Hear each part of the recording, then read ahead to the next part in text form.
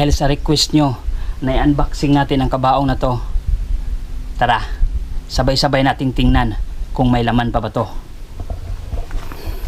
So ang napakahirap nito mga idol, mayroon na kasi siyang puno.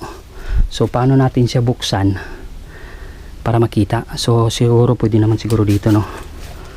Ito, tingnan natin dito, no? Anima apermi loculum tuum speroti non scienseri justa est pro mia contenta anima loculum tuum speroti non scienseri justa est pro mia contenta. Yan, hindi natin makuha. Tika lang, medyo mahirap, no? Ito medyo mahirap mga idol, kaya yan muna yan, no? Tingnan natin kung kaya ba. Dahil nag 1 million views to sa Reels at maraming humihiling na buksan natin to, kaya ito na, sabay-sabay nating tingnan kung meron ba. Anima apermi.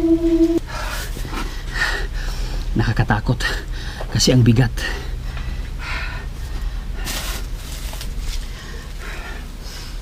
Loculum tuum speroti.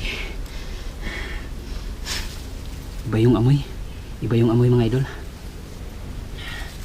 Justa est pro mia contenta.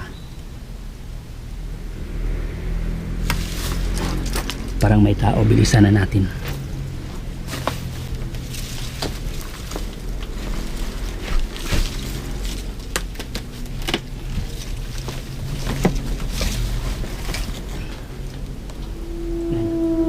Puro na papel mga idol, no? Puro papel yung laman.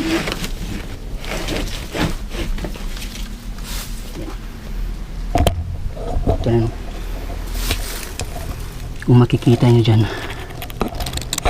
puro papel yung laman. Wala na siguro tong mga buto-buto. Grabe, napakalaking tao siguro ang laman ito mga idol. Kung makikita nyo, grabe, nandito pa yung glass, oh. Yan. So confirm, wala nang laman, oh. Napakalaking tao, grabe. So ibalik natin, oh. Anima apermi. Yan. So nakita na natin, oh, wala siyang laman. Pero grabe, iba yung amoy at napakalaki niya.